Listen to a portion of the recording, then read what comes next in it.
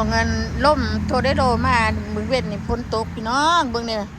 จะดีจะลอยข่อยลมเบิด my god กกพักกกหญ้ามุนอำหับตายพอจะเก็บเอาแค่ลอยข่อยก่อนโอ้ยคือว่าเป็นแนวนี้วะคือมาฮักหมุนเบิดคือมาลมเป็นเทเบิดอันนี้เก็บก่อนสิออกนอข้างเงาะต้นด่ะต้นจิบทัดได้ฮักเก็บเอาหมากมันซะก่อนตายเก็บเอาหมากมันซะก่อนนี่ว่าถ้าเก็บหมากมันจะได้มันอันนั้นเนี่ยเก็บก่อน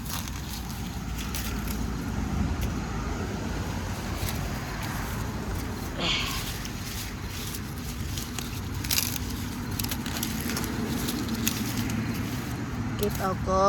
นพี่น้องเลยมาตรการในการแดนชวนโดดไม้เบิ่งชวนโดดดกเบิ่งละจะลอยข่อยฝนตกเลย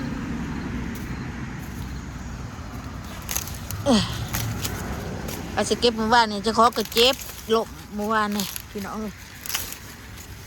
ลมเท้าอยู่โรงงานก็เลยมาเก็บมือใช้มือนี้ก็แดมเบิ่งเลยโทษทีพี่น้องเก็บไปถอกไปก่อนพอดีได้นี่บ่ได้แก่แล้วพอดีเพราะมันแห้งแดด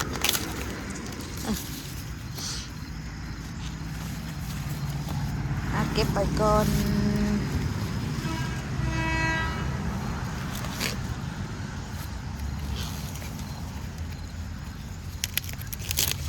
แก่ไปแล้วล่ะ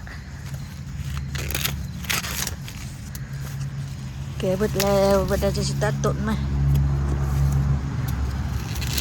อันนี้พอดีได้บ่ได้แม่นแก่หรอกมันเป็นจังซี่นะน้อยก็มีหน่อย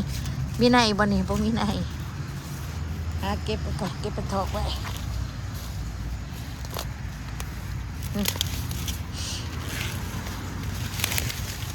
เราจะเก็บมาว่านมาก่อนนี่มาถอดตัวเองบ่สบายเจ็บหลมทางยืนเลยพี่น้องเลยหลมทางยืนเจ็บอย่างนักจะไปถอกไว้นั่นก็